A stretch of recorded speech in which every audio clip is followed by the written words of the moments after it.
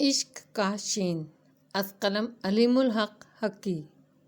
تو اس کا نظریہ یہ تھا کہ محبت وہ ہوتی ہے جو اوپر والا کسی بھی لمحے کسی کے بھی لیے کسی کے بھی دل میں ڈال دے، اور وہ بے لوث بے غرض ہوتی ہے۔ وہ کچھ مانگتی ہے نہ شرطیں عائد کرتی ہے۔ حد یہ ہے وہ تو جواب میں محبت کجا ذرا سی توجہ کا مطالبہ بھی نہیں کرتی۔ جب اوتار سنگھ کو یہ گمان ہوا اسے اس آواز والی سے محبت ہو گئی ہے، تو قدرتی طور پر اس نے یہی سمجھا وہ محبت اس کے دل میں اوپر والے نے ڈالی ہے۔ لیکن اس بات کی تصدیق کی اس کے پاس کوئی سند نہیں تھی۔ وہ طبعاً حسن پرست تھا، ہر چیز میں خوبصورتی اور حسن دیکھنا چاہتا تھا، اور خوبصورتی اسے اچھی بھی لگتی تھی۔ اس لڑکی کی اس آواز نے اسے دیکھا نہیں تھا، اس نے صرف آواز سنی تھی۔ وہ جانتا تھا اس آواز کی خوبصورتی اس بات کی دلیل نہیں کہ وہ لڑکی حسین بھی ہوگی۔ چنانچہ اپنی محبت اس کو اپنی نظروں میں مشتبہ ہو گئی۔ اگر وہ لڑکی کبھی سامنے آئی اور بدصورت ہوئی تو کیا وہ اس کے لیے پہلے جیسی محبت محسوس کر سکے گا؟ الفاظ سمجھنے کی خواہش پیدا ہوئی تو یہ جاننا ضروری ہو گیا وہ کون سی زبان ہے، لیکن وہ سمجھتا تھا یہ بات شاید اسے کبھی معلوم نہیں ہو سکے گی، کیونکہ وہ تو اس کا تذکرہ کسی سے نہیں کر سکتا تھا، تو پوچھتا کیسے؟ وہ تو اتفاق سے اسے وصال دن سے معلوم ہو گیا کہ وہ عربی زبان ہے۔ تب اسے اپنی آرزو پوری کرنے کی کوشش کا موقع ملا اور وہ مولوی صاحب سے عربی سیکھنے لگ گیا۔ اب اوتار سنگھ اتفاق کو نہیں مانتا تھا۔ برسوں پہلے اس نے سمجھ لیا جسے انسان اتفاق سمجھتا ہے وہ اوپر والے کی منصوبہ بندی ہوتی ہے جو انسان کی سمجھ میں نہیں آتی۔ بے بسی اور عاجزی میں وہ اسے اتفاق قرار دے دیتا ہے، تو گویا اس کے علم میں یہ بات آنا کہ آواز والی لڑکی عربی پڑھتی ہے در حقیقت اوپر والے کی منصوبہ بندی تھی۔ اس کے نزدیک یہ اس کی اس اندازے کی تصدیق تھی کہ اس کے دل میں وہ محبت اوپر والے نے ڈالی ہے۔ اسے اپنی محبت پر اعتماد ہو گیا۔ تب اس نے یہ سمجھ لیا کہ وہ لڑکی کتنی ہی بدصورت کیوں نہ ہو، اس سے اس کی محبت میں کوئی کمی نہیں آئے گی۔ اس نے بڑی لگن سے عربی پڑھی۔ مولوی صاحب بھی استاد کامل ثابت ہوئے، لیکن مولوی صاحب اس کی رفتار پر حیران تھے۔ وہ اس کی رفتار کم کرنے کی کوشش کرتے تھے۔ انہیں نہیں معلوم تھا اس کی رفتار کے پیچھے محبت کی طاقت ہے۔ وہ جلد سے جلد عربی زبان پر قدرت حاصل کرنا چاہتا تھا۔ پھر ایک دن اس کی سماعت اس آواز سے محروم ہو گئی۔ شروع میں وہ پریشان ہوا، پھر اسے پتہ چلا وہ آواز تو اس کے اندر موجود ہے۔ جب اس کا جی چاہے اس کے اندر کوئی خود کار بٹن دب جاتا ہے اور وہ آواز اپنی تمام تر خوبصورتی اور رعنائی سمیت اس کی سماعت میں رس کھولنے لگتی ہے۔ مگر وہ لفظوں سے محروم آواز تھی، صرف آواز، لہجہ اور لحن۔ اس محرومی سے اسے بس ایک نقصان ہوا، وہ اپنی عربی کی استعداد نہ جانچ سکا۔ وہ یہ نہ جان سکا کہ جو کچھ وہ لڑکی پڑھتی ہے وہ اسے سمجھنے کے قابل ہوا ہے یا نہیں، کیونکہ اسی کے لیے تو وہ یہ سب جتن کر رہا تھا۔ اوتار سنگھ نے کبھی نہیں چاہا، کبھی نہیں سوچا وہ آواز والی لڑکی کو دیکھے۔ اسے محبت ہو گئی تھی اور وہ بس محبت کیے جا رہا تھا۔ کالج میں اسے اس محبت کی سچائی کا یقین بھی مل گیا تھا۔ امرتا، ریٹا اور پشپا بے حد حسین لڑکیاں تھیں، اور وہ بچہ نہیں تھا، جانتا تھا اس کے ایک اشارے پر وہ پکے ہوئے پھل کی طرح اس کی جھولی میں آ گریں گی۔ لیکن اس نے کبھی ایک پل کے لیے بھی ایسا نہیں سوچا، بلکہ وہ جب بھی انہیں دیکھتا اسے آواز والی لڑکی کا خیال آ جاتا، اور اس کے اندر کا موسم ویسا ہی خوبصورت ہو جاتا جیسا پہلی بار اس کی آواز سن کر ہوا تھا۔ سو وہ اپنی اس نظریاتی محبت کے سحر میں گم تھا۔ وہ محبت اس کے وجود میں ایک پرسکون جھیل کی طرح تھی، لیکن اب سرفراز بیگم نے اس جھیل میں ایک کنکر اچھال دیا تھا۔ جھیل کا سکون درہم برہم ہو گیا۔ جھیل کے سطح پر دائرے ہی دائرے نمودار ہوئے اور وہ بے چین ہو گیا۔ پہلی بار اس نے سوچا وہ نیچے جا سکتا ہے، کوئی اس سے پردہ نہیں کرے گا، تو وہ پریشان ہو گیا۔ وہاں 3 لڑکیاں تھیں، وہ اسے کیسے پہچانے گا؟ دل نے جھٹ کہا یہ تو کوئی مسئلہ ہی نہیں، اس کی آواز تو وہ لاکھوں میں پہچان سکتا ہے۔ وہ اسے دیکھ سکے گا، اس کی محبت مکمل ہو جائے گی۔ اس تصور ہی نے اس کے جسم میں سنسنی سی دوڑا دی۔ اس کا دل چاہا اسی وقت نیچے چلا جائے، اسے دیکھ لے۔ وہ خوشی اس کے لیے بالکل نئی اور انوکھی تھی، لیکن وہ رکھ رکھاؤ والا آدمی تھا۔ یہ رات کا وقت تھا، اس وقت جانا مناسب نہیں۔ اس نے سوچا کل دیکھیں گے۔ سرخ آندھی والے واقعے کے بعد سونا اس کے لیے مسئلہ بن گیا تھا۔ قدرتی بات تھی، پتا جی، ویر جی، چاچا جی اسے یاد آتے تھے، اور اسے یہ بھی خیال تھا کہ اسے ان کا دکھ نہیں کرنا چاہیے، ورنہ ان کی قربانی رائے گاہ ہو سکتی ہے۔ دوسری طرف دکھ ایک فطری چیز تھی۔ دکھ پر کسی کا اختیار نہیں ہوتا، کسی کا زور نہیں چلتا۔ وہ تو چپکے سے خیال کی طرح آتا ہے، دبے پاؤں جیسے کوئی چور ہو۔ پھر پتہ بھی نہیں چلتا کب اور کیسے وہ دل دماغ پر، پورے وجود پر چھا گیا۔ پتہ چلتا ہے تو آنکھوں سے آنسو چھلک رہے ہوتے ہیں۔ اس کا تجربہ اسے ماتا جی کی موت پر ہو چکا تھا، چنانچہ وہ دکھ کی طرف سے چوکنا رہتا تھا۔ ایک بار تو بے خبری میں اس کی آنکھیں بھیگنے لگی تھیں۔ وہ تو بروقت اسے خیال آ گیا، اس نے خود کو سنبھال لیا۔ اس کے بعد سے وہ ان لوگوں کے بارے میں سوچنے سے بھی بچنے لگا۔ وہ شعوری طور پر اس کوشش میں لگا رہتا کہ ان لوگوں کو یاد نہ کرے، لیکن سوتے وقت بچھڑے ہوئے لوگ خاص طور پر یاد آتے تھے۔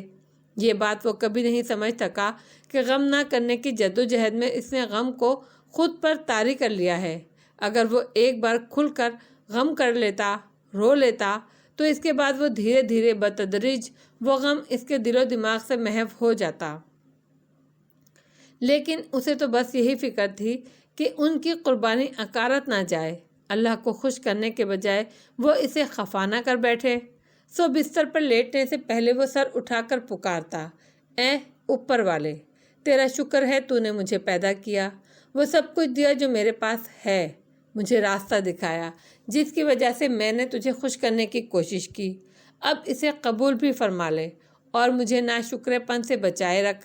اس کے باوجود بستر پر لیٹتے ہی اس کی آنکھوں میں کسی نہ کسی مرنے والے کا چہرہ پھر جاتا۔ کبھی وہ پتا جی ہوتے، کبھی ویر جی، کبھی مولوی صاحب ہوتے، اور کبھی کبھی چاچا جی، اور وہ گھبرا کر خوفزدہ ہو کر زور سے سر جھٹکتا۔ کبھی کسی کا دکھ نہیں کرنا ہے، وہ خود کو یاد دلاتا۔ ایسے میں کلمہ ہی اس کی ڈھال بن گیا تھا۔ وہ کلمہ پڑھنا شروع کر دیتا، پورے دھیان سے، ارتکاز کے ساتھ، مفہوم کے شعور کے ساتھ، اور کلمہ پڑھتے پڑھتے وہ سو جاتا۔ لیکن اس رات ایسا کچھ بھی نہیں ہوا۔ وہ آواز والی لڑکی کے تصور میں کھویا ہوا تھا۔ الفاظ کے بغیر اس کی آواز اس کی سماعت میں گونج رہی تھی، لیکن اس کا تصور بے چہرہ تھا۔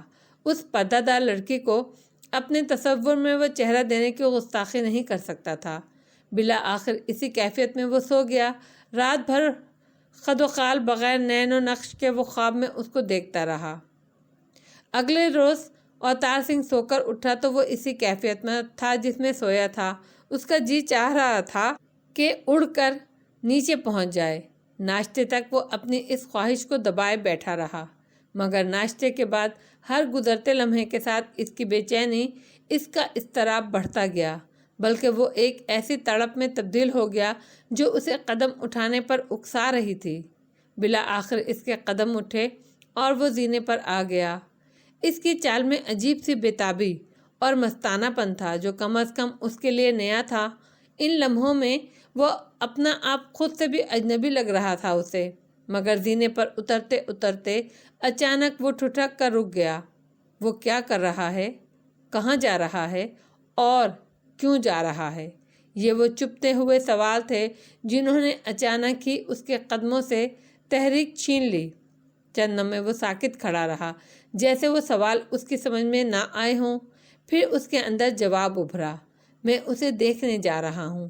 اندر کی عدالت میں وکیل استغاثہ نے چپتے ہوئے لہجے میں ایک اور سوال کیا، تمہیں یہ حق کس نے دیا؟ ماں جی نے۔ تو تم ماں جی کے بیٹے کی حیثیت سے ماں جی کی بیٹی کو دیکھنے جا رہے ہو؟ اس ایک لمحے میں اوتار سنگھ کے ہر مسام سے پسینہ بہہ نکلا۔ اس کی شرمندگی نے اسے سمجھا دیا، معاملہ اتنا سیدھا نہیں جتنا نظر آتا ہے۔ اس معاملے میں کوئی گڑبڑ ہے اور یہ عدالت دینے پر نہیں لگائی جا سکتی۔ وہ پلٹا، سیڑھیاں چڑھنے لگا۔ اپنے کمرے میں اپنی کرسی پر بیٹھ کر اس نے پہلی بار اس معاملے کا ہر رخ، ہر زاویہ دیکھنے کی کوشش کی۔ اب پہلی بار اسے احساس ہوا ماں جی کے دل میں اس کے لیے کیسی سچی اور خالص محبت پیدا ہوئی ہے۔ اس کا ثبوت ان کی قربانی تھی۔ وہ عورت پردہ کرنے والی ہو، جس نے شوہر کی موت کے بعد گھر کے آبائی ملازم سے بھی پردہ کیا ہو، وہ اس کے سامنے آ گئی۔ اس نے برسوں کی ریاضت ترک کر دی۔ یہ اتنا بڑا اثار تھا جو صرف سچی محبت کی وجہ سے ہو سکتا ہے۔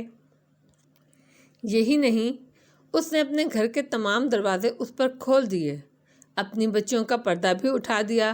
تو جواب میں اسے کیا کرنا چاہیے؟ اسے ایک اچھا اور سچا بیٹا بن کر دکھانا ہوگا۔ سوال یہ تھا، ماں جی کے رشتے سے ان کی بیٹیاں اس کے لیے کیا ہیں؟ بہن ہی ہے نا؟ یہ الگ بات کہ ان میں سے ایک کی آواز سن کر وہ پہلے ہی اس کی محبت کا اسیر ہو چکا تھا، لیکن اس نے یہ بات کبھی کسی کو نہیں بتائی، کسی کو بھی نہیں، اور یہ رازداری اس نے صرف اپنی محبت کو رسوا ہونے سے بچانے کے لیے برتی تھی۔ تو کیا اب اسے اس رسوائی کی کوئی پرواہ نہیں رہی؟ اسے احساس ہوا اب تو اس کی ذمہ داری اور بڑھ گئی ہے۔ ماں جی نے اتنے خلوص سے اسے بیٹا کہا ہے تو اسے بھی بیٹا بن کر دکھانا پڑے گا۔ اس لحاظ سے اس کا نیچے جانا تباہ کن ثابت ہوگا۔ یہ وہ موقع تھا۔ اس نے بہت عرصے کے بعد اپنی محبت پر غور کیا۔ اب تک اس کی محبت بے طلب تھی۔ وہ جس سے محبت کرتا تھا اس کی اس نے صرف آواز سنی تھی، اسے دیکھنے کی کبھی آرزو بھی نہیں کی تھی، لیکن اس وقت اس کے پاس ایسا کوئی موقع نہیں تھا، جبکہ اب اسے موقع مل رہا تھا تو اب اسے دیکھنے کی آرزو اس کے دل میں چٹکیاں لے رہی ہے۔ سوال یہ ہے، وہ اسے دیکھ بھی لے تو اس کا حاصل کیا ہے؟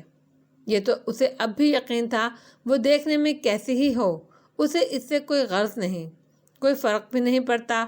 شاید اس کی وجہ یہ ہے کہ وہ جانتا ہے وہ اس کے لیے نہیں، درمیان میں مذہب کی دیوار ہے۔ وہ مسلمان ہے اور مسلمان اس معاملے میں بہت پکے ہوتے ہیں۔ یہ بات اسے کالج کی ساتھی نادرہ نے سمجھا دی تھی۔ اس کا ہر انداز بتاتا تھا وہ اسے پسند کرتی ہے، لیکن دوسری لڑکیوں کے برعکس اس نے کبھی بلا واسطہ اس کا اظہار کسی طرح بھی نہیں کیا تھا۔ وہ کالج میں لڑکوں کے ساتھ پڑھتی تھی، یہاں تو معاملہ ایک پردہ دار لڑکی کا تھا جو گھر سے باہر قدم بھی نہیں نکالتی تھی، اور وہ دیوی دیوتاؤں کو نہیں مانتا تھا، اللہ کا نام لیتا تھا، لیکن تھا تو وہ ہندو ہی۔ مسلمان اور ان کے طور طریقے اسے اچھے لگتے تھے، لیکن وہ مسلمان تو نہیں تھا۔ ہاں، ہوش سنبھالنے کے بعد سے اب تک وہ کائنات کا نظام چلانے والی مہان ہستی کو کھوجتا آیا تھا۔ اس کی جستجو، اس کی تلاش اب بھی جاری تھی۔ ایک طرح سے یہ اس کی زندگی کا مقصد تھا، لیکن وہ کسی لڑکی کی خاطر دھرم تبدیل نہیں کر سکتا تھا، خواہ وہ اس سے کتنی ہی محبت کرتا ہو۔ اس تلاش کے سامنے اس محبت کی حیثیت ثانوی تھی۔ اگر وہ نیچے جاتا ہے، اس لڑکی کو دیکھتا ہے، تو اس سے اسے کچھ حاصل نہیں ہوگا۔ امکان یہ ہے وہ ماں کے حوالے سے اسے بھائی کا مقام دے گی اور وہ اسے محبت کی نظروں سے دیکھے گا۔ محبت میں وارفتگی ہوتی ہے، کہیں اس کی نظروں نے بھید کھول دیا تو وہ اس کے سامنے اور سب سے بڑھ کر ماں جی کے سامنے کتنا شرمندہ ہوگا۔ کوئی نہیں مانے گا کہ وہ پہلے سے اس سے محبت کرتا ہے۔ ماں جی تو یہی سمجھیں گی کہ اس نے ان کی دی ہوئی رعایت کا ناجائز فائدہ اٹھایا۔ وہ ان کی نظروں میں حقیر ہو جائے گا اور اس کی محبت رسوا ہو جائے گی۔ پھر کوئی عورت کسی محروم کو بیٹا نہیں بنائے گی، اور اگر بالفرض محال اوپر والوں نے اس لڑکی کے دل میں بھی اس کی محبت ڈال دی ہے تو یہ خیال بے حد خوش آئند تھا۔ اس کی دھڑکنوں کی لے بدلنے لگی، مگر اگلے ہی لمحے اس کی سمجھ میں آ گیا کہ اس طرح پیچیدگیاں اور بڑھ جائیں گی۔ اس میں تو ماں جی کے گھر کے بڑے پیمانے پر رسوائی کا خدشہ ہے۔ ان دنوں سیاسی صورتحال ویسے ہی خراب تھی۔ ہندوستان کی تقسیم کے معاملے پر اختلاف ہندوؤں اور مسلمانوں کے درمیان نفرت کے خلیج بڑھا رہا تھا۔ نہیں، بہتر یہی ہے کہ وہ اپنی محبت کو پہلے جیسا ہی رہنے دے۔ کسی کو چاند سے محبت ہو جائے تو وہ اس کی چاندنی میں نہا تو سکتا ہے، ہاتھ بڑھا کر اسے چھو نہیں سکتا۔ محبت سے جمالیاتی حس کی نمو ہے، بس اتنا ہی کافی ہے۔ اس نے فیصلہ کر لیا وہ کبھی نیچے نہیں جائے گا، وہ خطرناک رعایتوں سے استفادہ نہیں کرے گا۔ اس نے فیصلہ کر تو لیا، لیکن جس بے چینی اور اضطراب سے وہ دوچار ہوا وہ اس کے لیے بھی نیا تھا اور پریشان کن بھی۔ اس کی سمجھ میں آ گیا وہ اپنی بے طلبی کھو بیٹھا ہے اور طلب کے عذاب میں گرفتار ہو گیا ہے۔ وہ کوئی کمزور آدمی نہیں تھا، لیکن طلب طاقتور لوگوں کو بھی کمزور کر دیتی ہے۔ بیٹھے بیٹھے اس کے اندر اتنی شدت سے نیچے جانے کا خیال مچلتا کہ اس کے قدم خود بخود زینے کی طرف بڑھ جاتے۔ زینے پر ایک دروازہ باہر کی طرف کھلتا تھا، جبکہ دوسرا اس کے پہلو میں تھا اور نیچے والے گھر میں کھلتا تھا۔ وہ بے اختیار کئی بار اس دروازے تک پہنچ بھی گیا، جو شاید دونوں طرف سے بند رہتا تھا۔ ہر بار وہ خود کو روک کر باندھ کر اوپر لے آیا۔ 3 دن میں اوتار سنگھ کو تجربہ ہو گیا طلب کتنی طاقتور ہوتی ہے۔ وہ مولوی محمد حسین آزاد کو پڑھ چکا تھا، جانتا تھا طلب کی کوئی حد نہیں ہوتی اور انسان کسی حال میں خوش نہیں رہتا۔ ایک خواہش پوری ہو تو 2 نئی خواہشیں سر اٹھاتی ہیں، 2 پوری ہو جائیں تو 4۔ اس معاملے میں گربہ کشتن روز اول ضروری ہے۔ اگر وہ دل کے پہلے ہی مطالبے کے سامنے سپر ڈال دے گا تو ایک کے بعد ایک مطالبات اس کے سامنے سینہ تان کر کھڑے ہو جائیں گے۔ انسان طلب کا عادی ہو جائے تو کسی حال میں مطمئن اور خوش نہیں رہتا۔ آج وہ نیچے جانے کو مچل رہا ہے تو کل اسے دیکھنے کو بےتاب ہوگا، پھر اظہار محبت کی بے چینی ہوگی اور اس کے بعد اسے چھونے کی، اور نہ جانے یہ سلسلہ کہاں رکے گا۔ وہ سمندر کی طرح بپھرتی بے چینی اور اضطراب سے لڑتا رہا، زینے پر جا کر واپس آتا رہا، لیکن اس نے تہیہ کر لیا تھا وہ طلب کا گلا گھونٹ کر رہے گا۔ سرفراز بیگم چھوٹے ٹھاکر کو پیسے لوٹا کر آئیں تو بہت ہلکی پھلکی تھیں۔ چھوٹے ٹھاکر کے لیے ان کی ممتا ایسے عمدی تھی کہ اتنا پیار انہیں اپنی کسی بیٹی پر بھی نہیں آیا تھا۔ ان کے پاؤں زمین پر نہیں پڑ رہے تھے، لگتا تھا ان کی برسوں پرانی بیٹے کی خواہش پوری ہو گئی ہے۔ لیکن اس رات وہ سونے کے لیے لیٹی تو ان کا دل وسوسوں سے بھر گیا۔ بیٹا پانے کی خوشی میں انہیں احساس بھی نہیں ہوا تھا کہ وہ کتنی بڑی بات کہہ آئی ہیں، اسے نبھانا کتنا مشکل ہے، یہ وہ اب سوچ رہی تھیں۔ وہ چھوٹے ٹھاکر کے بارے میں جو کچھ جانتی تھیں اس کی روشنی میں سوچ رہی تھیں۔ وہ اپنے والدین کی اکلوتی اولاد تھا، وصال دین کو وہ بھائی کی طرح چاہتا تھا، لیکن بہن کیا ہوتی ہے یہ اسے نہیں معلوم تھا۔ رنجنا بتاتی تھی وہ کبھی لڑکیوں میں نہیں رہا، اس کی بہن خانہ خالی ہی رہا، ماں سے بھی وہ کم عمری ہی میں محروم ہو گیا تھا، لیکن اس کا یہ مطلب بھی نہیں تھا کہ اسے لڑکیوں کا کوئی تجربہ نہیں۔ وہ ایک ایسے کالج میں پڑھتا تھا جہاں لڑکے اور لڑکیاں ساتھ پڑھتے تھے۔ دوسرے انہوں نے تھوڑی ہی دیر میں یہ بات سمجھ لی تھی کہ اس کی تربیت بہت اچھی ہوئی ہے۔ وہ بہت شائستہ مزاج اور خوش اتوار لڑکا تھا، مگر وہ اس کا کیا کرتی کہ آگ اور تیل کی قربت کو ہمیشہ منع کیا گیا ہے۔ انہوں نے آگ اور تیل کو قریب کرنے کا سامان کر دیا تھا۔ اب بہرحال وہ کچھ نہیں کر سکتی تھی، تیر کمان سے نکل چکا تھا، واپس نہیں آ سکتا تھا۔ انہوں نے یہ کہہ کر خود کو تسلی دے لی کہ اسے بیٹا بنانے کے بعد انہیں یہی کہنا تھا۔ ان کے سامنے دوسرا کوئی راستہ نہیں تھا۔ بیٹا ہوگا تو گھر میں آئے گا بھی، ان کی نیت اچھی ہے تو انشاءاللہ نقصان بھی نہیں ہوگا۔ اگلی صبح انہوں نے اس سلسلے میں بچیوں سے بات کی۔ یہ بھی ضروری تھا انہیں پہلے سے اس صورتحال کے لیے ذہنی طور پر تیار کیا جائے۔ انہوں نے تینوں بچیوں کو سامنے بٹھا کر کہا، میں نے چھوٹے ٹھاکر کو بیٹا بنا لیا ہے، اب وہ ہمارے گھر کا ایک فرد ہے، اس رشتے سے وہ تمہارا بھائی ہوا۔ اللہ کتنا اچھا لگے گا اماں، مجھے تو ہمیشہ ہی یہ سوچ کر افسوس ہوتا تھا اللہ نے ہمیں بھائی نہیں دیا۔ گلنار نے چہک کر کہا، وہ اس خبر سے کھل اٹھی تھی، وہ گھر میں آئے گا تو تم لوگ اس سے پردہ نہیں کرو گی۔ سرفراز بیگم نے مزید کہا۔ اب وہ غور سے لڑکیوں کے چہرے دیکھ رہی تھیں۔ گلنار تو خوش نظر آ رہی تھی، حور بانو کی آنکھوں میں ایک پل کو ایک تاثر سا چمکا تھا، لیکن اگلے ہی پل وہ بے تاثر ہو گئی۔ اس تاثر کو سرفراز بیگم نے دیکھا تو لیکن سمجھ نہیں سکی۔ بہرحال یہ طے تھا کہ اس کا رد عمل منفی نہیں تھا۔ لیکن نور بانو کی طرف دیکھ کر انہیں تشویش ہونے لگی۔ اس کے چہرے پر ناپسندیدگی کا تاثر بالکل واضح تھا۔ کیا بات ہے نور بانو، تم اتنی چپ کیوں ہو؟ انہوں نے اس سے پوچھا۔ کچھ نہیں اماں، تمہیں کوئی اعتراض ہے؟ آپ ماں ہیں، آپ کے فیصلے پر ہم اعتراض کیسے کر سکتے ہیں؟ اس کا لہجہ صاف بتا رہا تھا اسے اعتراض ہے۔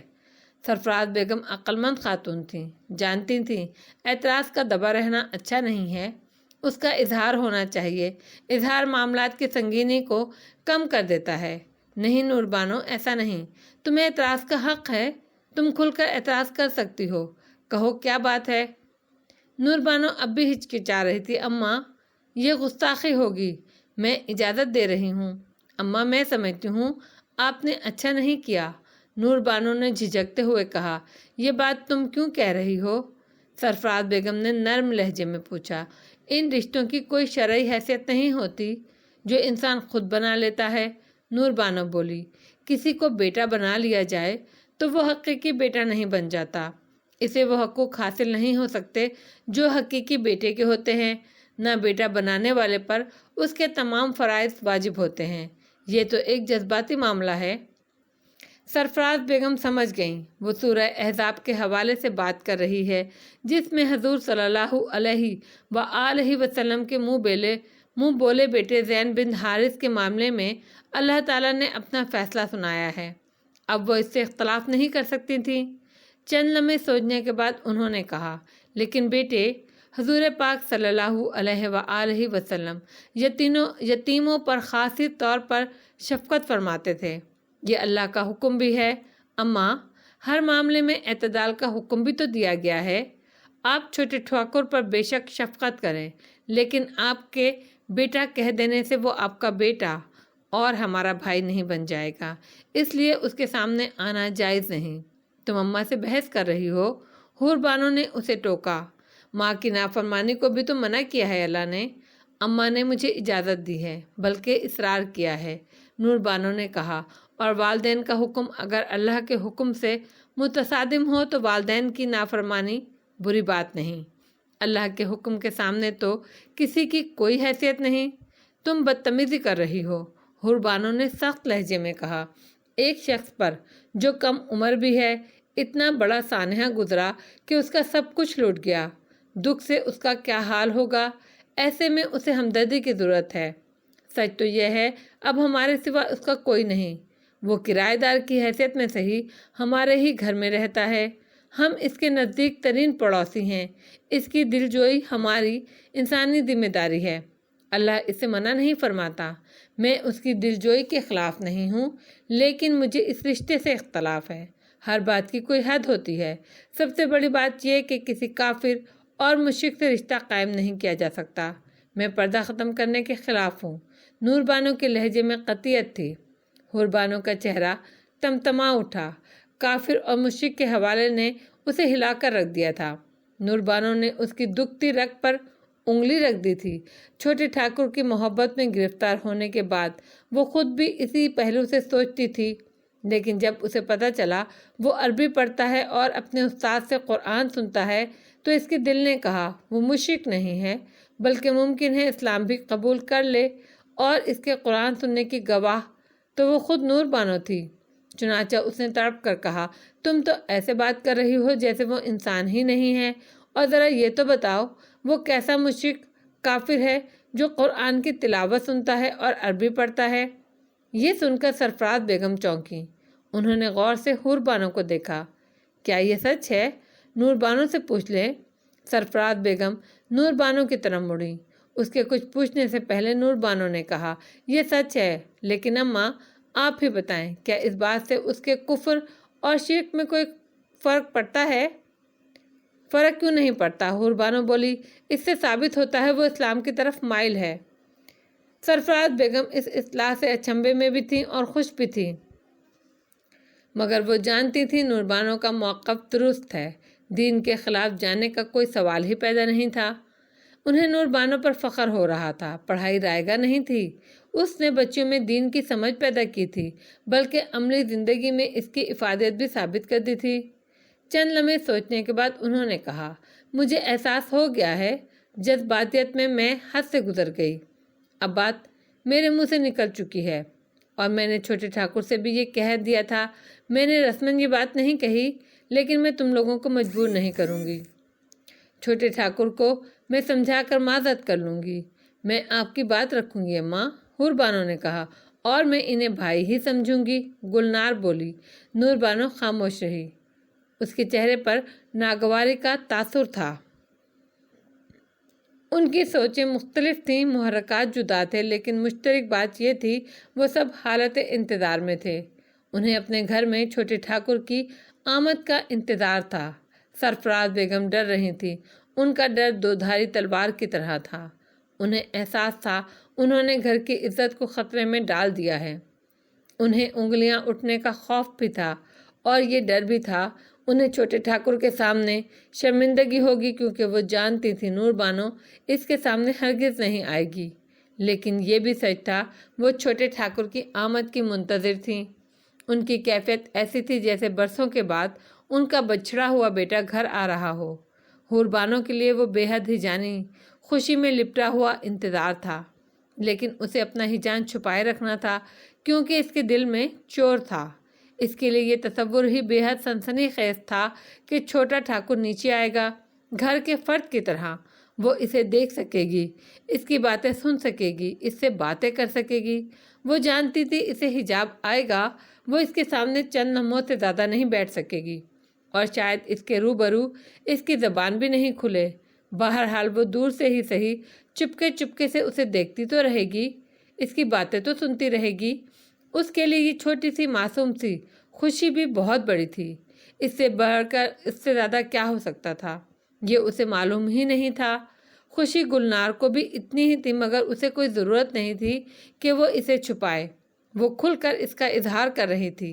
भाई इसके लिए एक नेमत था जिसकी इसे बचपन ही से आरज़ू थी, लेकिन फिर इसने उस पर सब्र कर लिया। ये तस्लीम कर लिया था कि ये नेमत इसके नसीब में है ही नहीं। अब उसे बैठे बिठाए एक भाई मिल रहा था तो उसकी खुशी की कोई इंतहा नहीं थी। वो तो हर लम्हे उसकी आमद का इंतज़ार कर रही थी। घर में वो वाहिद हस्ती थी जिसे छोटे ठाकुर की आमद के तसव्वुर से कोई खौफ नहीं था, सिर्फ खुशी थी। इसके बस में होता तो वो खुद ऊपर चली जाती और छोटे ठाकुर का हाथ थाम कर कहती, भैया, ठाकुर भैया, आओ मेरे साथ घर चलो। और नूरबानो थी जिसे माँ पर अफसोस हो रहा था। वो हैरान थी अम्मा ने इतनी बड़ी बात कह कैसे दी। अब वो छोटा ठाकुर नीचे आएगा और वो इसके सामने नहीं आएगी तो अम्मा की बात जाएगी, इन्हें शर्मिंदगी होगी, और वो ठाकुर इसके बारे में क्या सोचेगा, ये कि वो कितनी नाफरमान है, माँ की बात नहीं मानती। लेकिन अल्लाह के हुक्म के सामने वो किसी से कोई समझौता नहीं कर सकती थी, किसी का लिहाज नहीं कर सकती थी। उसका फैसला अटल था। उस रोज़ उन सब का अजीब हाल था। उनके कान जीने के बगली दरवाजे पर लगे थे। शाम के वक्त उस दरवाजे पर दस्तक हुई। सबके दिल धड़क उठे। चमन बुआ दरवाज़ा खोलने चली गई, मगर आने वाली रंजना थी। रंजना कुछ देर उन लोगों से बातें करती रही और फिर चली गई। रात हो गई। सरफराज बेगम के असाबी कशीदगी का ये हाल था। उस रोज़ उन्हें छोटे ठाकुर के लिए आलू पालक मेथी की भुजिया भिजवाने का ख्याल भी नहीं आया, जिसके बारे में वो जानती थीं कि वो बहुत शौक़ से खाता है। अगले दिन पिछले दिन से ज़्यादा सख्त था। घर की फिज़ा कशीदा थी। नूरबानो ने ख़ुद को दोनों बहनों से अलग थलग कर लिया था। ज़्यादा बात तो वो वैसे भी नहीं करती थी, लेकिन उस रोज़ तो वो माँ से भी हम कलाम नहीं हुई। उन्होंने कुछ पूछा तो उसने जवाब दे दिया। उसकी नाराज़गी एक खुली हुई बात थी। वैसे उस रोज़ उन्हें यकीन था छोटा ठाकुर ज़रूर नीचे आएगा, लेकिन उस रोज़ तो दरवाजे पर कोई दस्तक ही ना हुई। शाम को गुलनार सरफराज बेगम के पास आ बैठी। अम्मा, ठाकुर भैया आए क्यों नहीं? सरफराज बेगम को उस पर प्यार आ गया। इनके जोड़े हुए इस रिश्ते के हवाले से वो भाई के लिए कैसे तड़प रही थी। अब मुझे क्या बता बेटा, वो अपनी मर्ज़ी का मालिक है। कहीं उन्होंने हमारी बहस तो नहीं सुन ली अम्मा? सरफराज बेगम ने उसे बहुत गौर से देखा। तीनों बहनों के दरमियान 1.5 साल का फ़र्क था, यानी वो हुरबानो से 3 साल, नूरबानो से 1.5 साल छोटी थी। मगर कहते हैं ना कि घर का सबसे छोटा बच्चा हमेशा छोटा ही रहता है, तो تو وہ اتنی بڑی ہو کر بھی چھوٹی سی بچی ہی تھی۔ اے ہے گلنار، کیا بولا گئی ہو؟ نیچے کمرے میں ہونے والی بات اوپر کیسے سن سکتے ہیں وہ؟ انہوں نے کہا۔ تو پھر وہ کیوں نہیں آئے اماں؟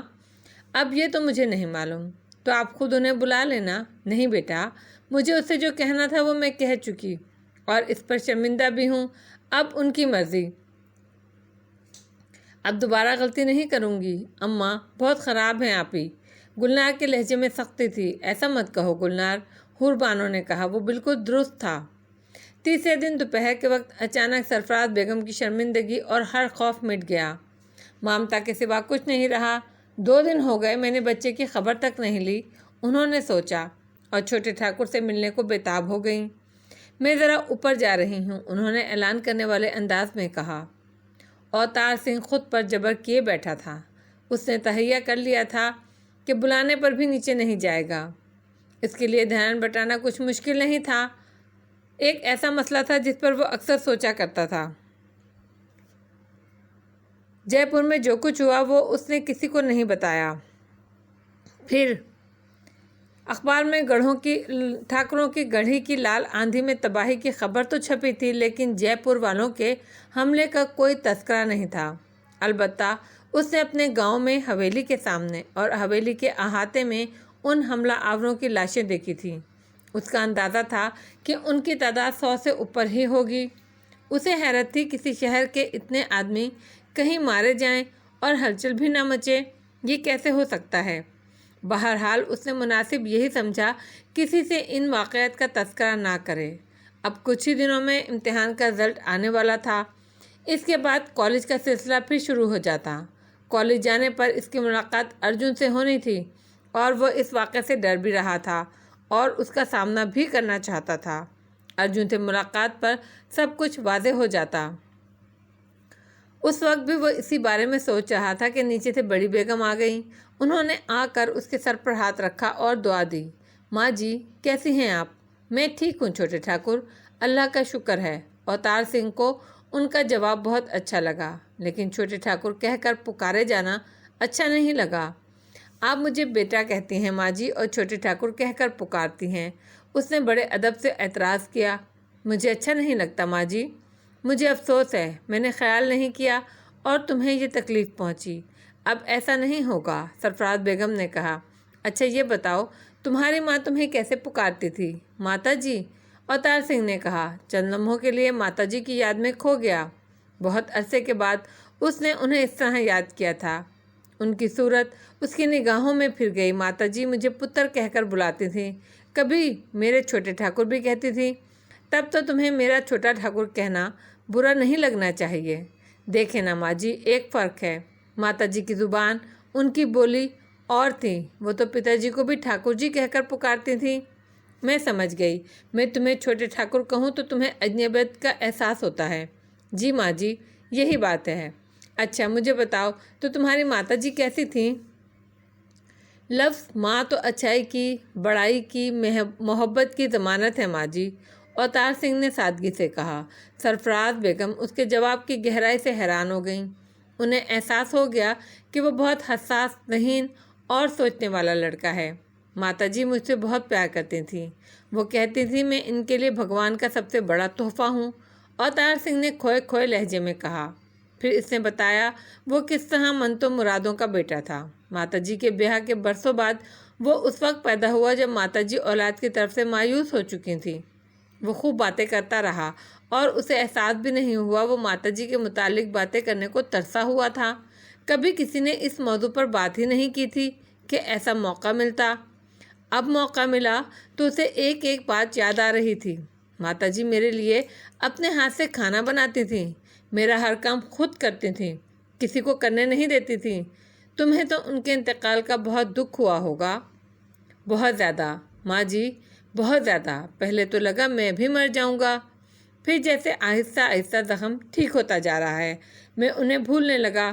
مجھے اس پر افسوس ہوا کہ میں اتنی جلدی ماتا جی کو اتنی آسانی سے بھول گیا۔ اللہ آدمی کو صبر دیتا ہے بیٹے، ورنہ آدمی کسی محبت کرنے والے کو کھو کر مر جائے، سرفراز بیگم نے کہا۔ تبھی تو پہلی بار میری سمجھ میں یہ بات آئی تھی، اوتار سنگھ بولا۔ कौन सी बात? सरफराज बेगम ने हैरत से पूछा। यही कि ऊपर वाला अपनी मखलूक से बहुत मोहब्बत करता है। आदमी को ज़ख्म लगता है तो ज़ख्म पर मरहम वही रखता है। सरफराज बेगम की हैरत और बढ़ गई। तुम्हारे माताजी का इंतकाल कब हुआ था? उन्होंने पूछा। 5 साल हो चुके हैं। इतने अरसे से तुम माँ से महरूम हो? सरफराज बेगम ने तासुफ से कहा। नहीं माँ जी, मैं इस मामले में बहुत खुशनसीब हूँ। अवतार सिंह ने कहा। मैं पैदा हुआ तो मेरी एक माँ थी, लेकिन 3 दिन बाद मुझे दूसरी माँ भी मिल गई। दूसरी माँ? वो कैसे? मेरे वीर जी थे ना, उनकी माँ मेरी दूसरी माँ थी नहीं, हैं। वीर जी तो तुम विसालदीन को कहते थे ना? जी माँ जी, वो सचमुच मेरे भाई थे। अवतार सिंह विसालदीन के तस्करे पर उदास हो गया। तो वो तो मुसलमान था। सरफराज बेगम के लहजे में शौक था। तो क्या तुम्हारे पिताजी ने? एक सानिये में अवतार सिंह की समझ में आ गया कि वो क्या समझ रही हैं। उसे अफसोस हुआ। उसने बात ही ऐसे पैराए में की थी। नहीं माँ जी, ऐसा सोचिएगा भी नहीं। उसने जल्दी से कहा। माँ जी, सच्ची मोहब्बत का रिश्ता ऊपर वाला बनाता है। वो दिलों में मोहब्बत डालता है। ऐसे रिश्ते ना कभी टूटते हैं ना ख़राब होते हैं। पिताजी ने मुझे बताया था कि मेरी ज़बान से जो पहला लफ्ज़ अदा हुआ था वो अम्मा था। अम्मा कहकर ही मैंने बोलना सीखा था। हैरत की बात है, सरफराज बेगम के लहजे में भी हैरत, बेपनाह हैरत थी। और तार सिंह बहुत तेज़ी से सोच रहा था। बातों बातों में बात कहाँ से कहाँ चली गई। एक पल में उसने समझ लिया माँ जी क्या सोच रही हैं, और जो कुछ भी सोच रही थी वो गैर फितरी नहीं था। वो जानती थी कि इसके पिताजी बड़े ज़मींदार थे, गांव के मालिक थे और जागीरदार भी। कुछ भी कर सकते हैं जागीरदार तो गोया उन्होंने अम्मा से इससे आगे इससे सोचा भी नहीं गया। इसके मरे हुए बाप की किरदार कुशी हो रही थी। यही नहीं, अम्मा की पाक दामनी पर हर्फ आ रहा था। उसे ये सब नहीं होने देना था, रोकना था। पिछली बार गर्मियों की छुट्टियों में पिताजी ने उसे एक राज की बात बताई थी और कहा था कि वो कभी ये बात किसी से ना कहे। मैं तुम्हें सिर्फ इसलिए बता रहा हूँ कि तुम बेखबर ना रहो, बेखबरी में कभी कोई गुस्ताखी ना कर बैठो। हमीदा बहन तुम्हारी माताजी की तरह हैं। लेकिन अब अवतार सिंह ने समझ लिया था उसे वो बात माताजी को बताना पड़ेगी। माँ जी, मैं आपको एक राज की बात बता रहा हूँ, किसी से कहिएगा नहीं। सरफराज बेगम संभल कर बैठी, जैसे खुद को किसी बड़े धमाके के लिए तैयार कर रही हों। अवतार सिंह ने जो कुछ पिताजी से सुना था वो उन्हें बता दिया। वो हैरत से मुंह खोले सुनती रहीं। सब कुछ सुनने के बाद चंद लम्हे वो सन्नाटे किसी कैफियत में बैठी रहीं। फिर उन्होंने किसी हैरत अंगेज़ और नाकाबिले यकीन बात पर कहा, मैंने सुना है राजपूत अपने खून में मिलावट किसी तरह गवारा नहीं करते। बिल्कुल ठीक सुना है माँ जी, लेकिन मैं कुछ भी नहीं ले रहा था और रो रो कर अलग तवानाई ख़त्म कर रहा था। डॉक्टरों ने कह दिया था कि वो कुछ नहीं कर सकते, और अब मेरे पेट में कुछ नहीं गया तो मैं मर जाऊंगा। मैं शायद 20 बरसों की मनतो मुरादों के बाद पैदा होने वाला बच्चा था। पिताजी को हार मानना पड़ी। अवतार सिंह ने कुछ तवक्कुफ किया, फिर बोला, इस बात का इल्म मेरे माता पिता और वीर जी की माँ बाप के सिवा किसी को नहीं था, और पिताजी ने इसके बाद अम्मा, चाचा जी और वीर जी को इतनी इज्जत दी कि अपने किसी रिश्तेदार को भी नहीं दी थी। अम्मा को वो हमीदा बहन कहते थे, और इस इज्जत की खातिर ही उन्होंने ये राज मुझे बताया। उन्होंने कहा था, हमीदा बहन तुम्हारी माँ है, इसे माता समान समझना, कभी गुस्ताखी नहीं करना। सरफराज बेगम ने जो कुछ सुना उसे हजम करने, तरतीब देने की कोशिश कर रही थी। चंद लम्हों बाद उन्होंने कहा, तुम्हारे पिताजी बिलाशुबा बड़े आदमी थे, एहसान मानना बड़ी बात है, अल्लाह को बहुत पसंद है। अवतार सिंह ने सुकून का सांस लिया। उसने एक गलत तासुर ज़ायल कर दिया था। तो अब तुम दूसरी माँ से भी महरूम हो गए, सरफराज बेगम ने मुतसफ़ाना लहजे में कहा। लेकिन अल्लाह ने तुम्हें एक और माँ दे दी। नहीं माँ जी, अम्मा ज़िंदा हैं, अम्मा मुझे छोड़कर नहीं गईं। अवतार सिंह ने तड़प कर कहा, अभी मेरी 2 माएँ हैं। सरफराज बेगम ने अजीब सी नज़रों से उसे देखा। पूरा गांव ख़त्म हो गया, आसपास भी कोई गांव नहीं बचा। फिर ये बात तुम कैसे कह सकते हो? मुझे मालूम है माँ जी, मैं उनसे। अवतार सिंह कहते कहते रुक गया। उसे बरवक्त एहसास हो गया वो एक और राज फाश करने वाला था। मैं उनसे मोहब्बत करता हूँ, उनकी मौजूदगी महसूस कर सकता हूँ। उसने जल्दी से बात बदल दी। फिर उसने वो सच्ची बात कह दी जो वो कह सकता था, और अम्मा, جب آخری بار مجھ سے ملی تھی تو انہوں نے مجھ سے انشاءاللہ کہہ کر بات کہی تھی، وعدہ کیا تھا کہ میں تعلیم مکمل کر کے واپس آؤں گا تو وہ مجھے ملیں گی۔ وہ اللہ پر بہت بھروسہ کرتی ہیں، مجھے یقین ہے اللہ ان کے وعدے کی شرم رکھے گا۔ سرفراز بیگم نے ہمدردانہ نگاہوں سے اسے دیکھا۔ انہیں یقین ہو گیا وہ اپنی اماں سے بے حد محبت کرتا ہے، غیر معمولی محبت۔ اس کے پتا جی بھی اس گاؤں میں تھے اور اماں بھی۔ اس نے باپ کی موت کو تو تسلیم کر لیا لیکن اماں کی موت کو تسلیم نہیں کرتا، حالانکہ دونوں امکانات ایک جیسے تھے۔ خیر، ان کے لیے یہ ہرگز مناسب نہیں تھا کہ وہ اس کی یہ امید توڑ دیں۔ انہوں نے آہستہ سے کہا، جو اللہ کرے گا اسی میں بہتری ہوگی بیٹے۔ جی ماں جی، مجھے بھی اس بات کا یقین ہے۔ سرفراز بیگم اس بار نیچے آئیں تو سوچنے کا بہت سا سامان لے کر آئیں۔ یہ کہنا غلط نہیں ہوگا کہ اوتار سنگھ ان کے دل و دماغ پر چھا گیا تھا۔ انہوں نے بچوں سے تو کچھ نہیں کہا لیکن جب بھی وہ فرصت میں ہوتیں اسی کے بارے میں سوچنے لگتیں۔ کیسی ناقابل یقین کہانی تھی، پریوں کی کہانی۔ برسوں کی دعاؤں، منتوں اور مرادوں کے بعد ایک راجپوت جاگیردار کے ہاں بیٹا پیدا ہوتا ہے۔ اس کی ماں کے دسترخوان پر دودھ کی کوئی کمی نہیں، لیکن وہ ماں کا دودھ قبول نہیں کرتا۔ پھر وہ بے زبان بچہ دودھ مانگتا ہے تو ایک مسلمان عورت کا، اور ہندوؤں کے اس گاؤں میں وہ واحد مسلمان گھرانہ ہے۔ راجپوتوں کی آن یہ گوارا نہیں کرتی کہ بچہ ان کا ہو اور اسے دودھ کوئی اور پلائے۔ چلو وہ کسی عام ہندو عورت کا دودھ طلب کرتا تو بھی ماننے والی بات تھی، لیکن وہ تو ایک مسلمان عورت کا دودھ مانگ رہا ہے۔ مسلمان جسے عام ہندو بھی ملچ کہتے ہیں، راجپوت یہ کیسے گوارا کرے؟ لیکن وہ بچہ بھی تو راجپوت ہے، ننھا سا بچہ، اور ایسی ضد کے زبردستی بھی اس کے منہ میں کچھ نہیں ڈالا جا سکتا۔ وہ رو رو کر ہلکان ہوا جا رہا ہے، سست روی سے موت کی طرف بڑھ رہا ہے۔ 3 دن ہو گئے ہیں اور اس کے منہ میں کھیل بھی اڑ کر نہیں گئی۔ اس ماں پر کیا گزری ہوگی جو 20 برس سے بچے کو ترس رہی تھی۔ اب اس کی پوری آرزو ہوئی، اس کے پاس بچہ بھی ہے اور دودھ بھی، لیکن بچہ اس کا دودھ قبول نہیں کر رہا۔ یہ کیسی توہین ہے ممتا کی۔ دودھ میں کوئی خرابی نہیں، لیکن بچہ کسی اور کا دودھ مانگ رہا ہے، وہ بھی ایک مسلمان عورت کا۔ آخر ممتا جیت جاتی ہے۔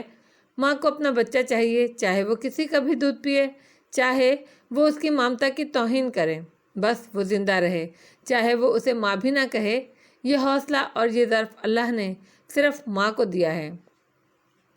ماں بچے کی زندگی بچانے کے لیے اپنی ممتا میں شراکت برداشت کر لیتی ہے، اس کا بچہ اس کا نہ رہے لیکن زندہ رہے، لیکن راجپوت باپ مزاحمت کرتا ہے۔ مگر کب تک؟ بچے کی زندگی اور موت کا سوال سامنے ہو تو وہ کچھ نہیں کر سکتا۔ راجپوت اپنی جان دے سکتا ہے، آن نہیں گنوا سکتا۔ چنانچہ بچے کی ضد پوری کی گئی، لیکن رازداری کے ساتھ۔ دونوں فریقوں کے سوا کسی کو کچھ پتہ نہیں چلا، اسے اور اس کے بچے کو کوئی تانا نہیں سننا پڑے۔ وہ پریوں کی کہانی لگتی تھی، لیکن سرفراز بیگم جانتی تھی وہ حقیقت ہے، اور اس کی مدد سے وہ بہت کچھ سمجھ رہی تھیں۔ انہوں نے سمجھ لیا چھوٹے ٹھاکر کا باپ بڑا انسان تھا۔ ویسے تو اسے رنجنا بھی بتاتی رہتی تھی کہ بڑے ٹھاکر میں جاگیرداروں والی کوئی بات نہیں تھی، نہ وہ رعونت اور غرور، نہ وہ جاگیرداروں والے شوق۔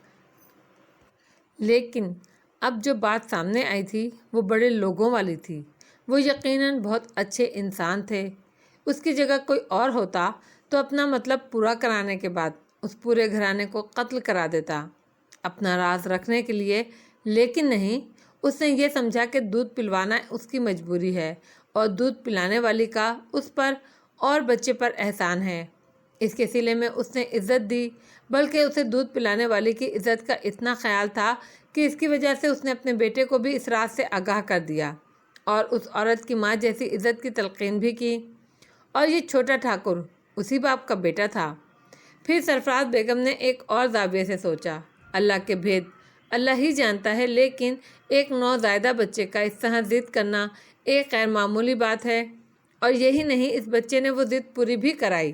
اب نور بانو کے کہنے کے مطابق وہ عربی پڑھتا ہے، قرآن سنتا ہے، تو اس میں حیرت کی کوئی بات نہیں۔ جس بچے نے مسلمان عورت کا دودھ پیا ہو، 18 سال اس عورت سے ماں جیسی محبت کی ہو، وہ ایسا کر سکتا ہے۔ کہتے ہیں دودھ کی بڑی اہمیت ہے، شخصیت کی تعمیر دودھ کی بنیاد پر ہوتی ہے۔ عربوں میں تو اس بات کو بہت اہمیت دی جاتی تھی۔ ان کے دل میں چھوٹے ٹھاکر کی محبت اور بڑھ گئی۔ ان کا جی چاہا نور بانو سے سختی سے کہیں کہ اسے آئندہ کبھی مشرک نہ کہے، کیونکہ اس کا دل کہتا ہے کہ ایک دن وہ اللہ پر یقین لے آئے گا، لیکن وہ یہ نہیں کہہ سکتی تھی۔ یہ دودھ والی دلیل کوئی سند نہیں تھی۔